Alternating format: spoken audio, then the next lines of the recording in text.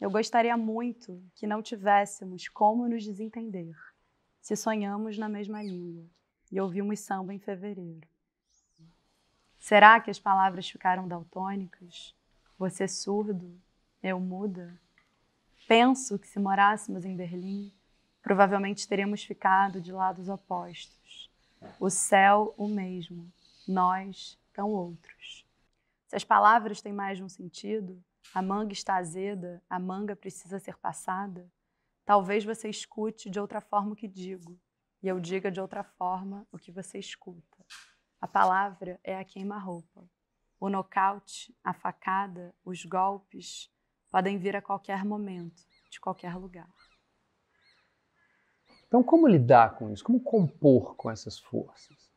E eu acredito que a arte é um lugar onde você tem um lado que você pode sanar esses processos através de estruturas lúdicas, porque você não consegue olhar diretamente para o problema.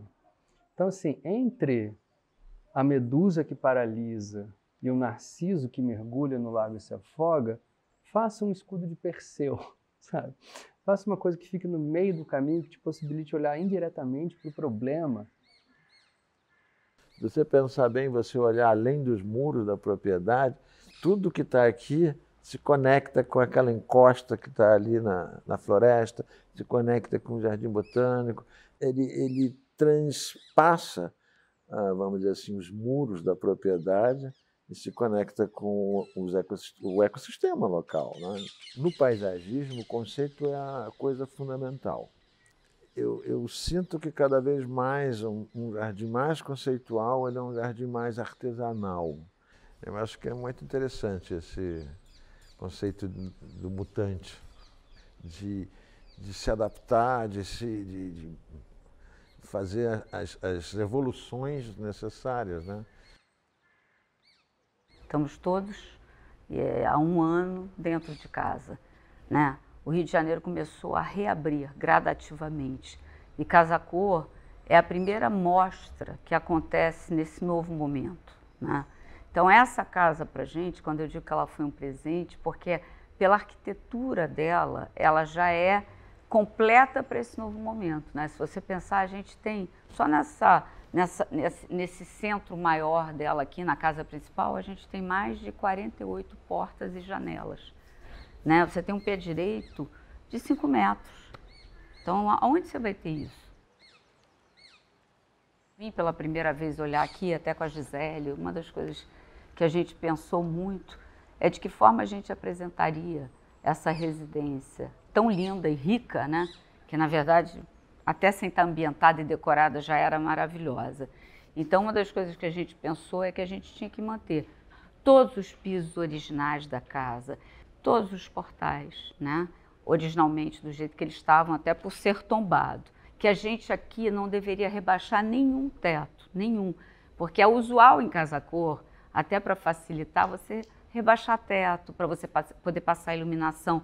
Então, talvez o maior desafio para os profissionais esse ano, mas é como eu disse, não é um desafio, é um presente.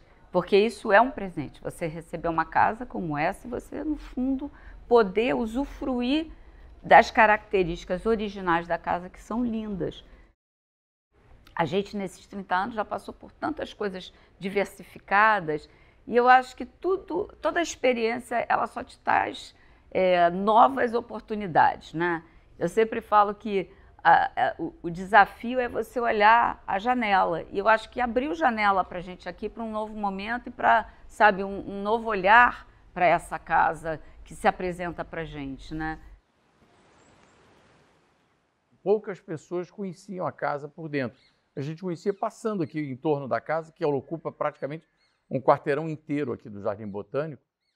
Essa mansão, esse palácio, ele serviu de palco para grandes eventos de um Rio de Janeiro que, infelizmente, nós não temos mais, que foi um Rio de Janeiro de uma outra época. Diferentemente de outras propriedades, ela foi tombada a pedido dos proprietários, que queriam evitar que, enfim, um espaço como esse se tornasse alvo de alguma especulação imobiliária. Dr. Marçal é um grande amigo da família Brando Barbosa. Ele conheceu intimamente a Odaleia, que era a viúva do Jorge Brando Barbosa, e ele, então, foi a pessoa que deu o cumprimento aos desejos que ela deixou em testamento para doar o acervo de arte e a casa para o Instituto Brando Barbosa. Então, ele foi o primeiro presidente do Instituto, praticamente 1 ano e meio, assumir a presidência. Trabalhar aqui para o Instituto Brando Barbosa é resgatar um pouco da memória do Rio de Janeiro. E essa casa, ela não é conhecida dos cariocas. E eu acho que o Instituto e a Casa Cor estão promovendo agora essa oportunidade nova para que as pessoas conheçam esse patrimônio do Rio de Janeiro. Essa grandiosidade de pé direito, ventilação cruzada, como espaço arquitetônico, ele me seduziu. Mais do que isso, eu acho que a escolha veio justamente por conta da pandemia. Vivendo, né, 24 horas dentro da sua casa, a privacidade foi um ponto muito importante para quem tem família grande. Então, como você divide esse espaço? E eu acho que o living foi a área que passou a ser o entretenimento da casa, de alguns o home office. Eu vi pessoas dançando na sala no desespero de não poder sair de dentro de casa. Diante de tantas possibilidades que a gente passou a ter que fazer dentro de casa, nós escolhemos uma que fosse mais interessante para ser mostrada no Casa Cor, que eu acho que é a casa estúdio, o living que virou um estúdio. Mobiliário que fosse flexível, que eu pudesse reorganizá-lo da forma que eu quisesse. Então, eu tenho um sofá que ele tem módulos. Mexo e reloco como se fosse um Lego. São planos que vão estar brincando dentro desse espaço que está configurado nesse perímetro que é o tapete. Como nesse living nós não temos estante, eu fiz questão que a mesa fosse uma estante na horizontal. A coisa mais importante daqui para frente nas nossas casas são as paredes. As paredes, até então, elas tinham sido demolidas, né? Eram os lofts, os espaços integrados, e que daqui para frente, não, as paredes voltam e que, inclusive, a circulação passa a ser um filtro da casa. Então, a gente tem que pensar nas paredes ganhando vida, né? E nada melhor do que obra de arte para isso. A Gisele me chamou falando que tinha um casarão incrível no Jardim Botânico, que ela queria me mostrar para fazer um projeto especial. É realmente um lugar comparável assim, ao Jardim Botânico, ao Parque Lage. É uma área de 12 mil metros, né, no coração do Rio de Janeiro.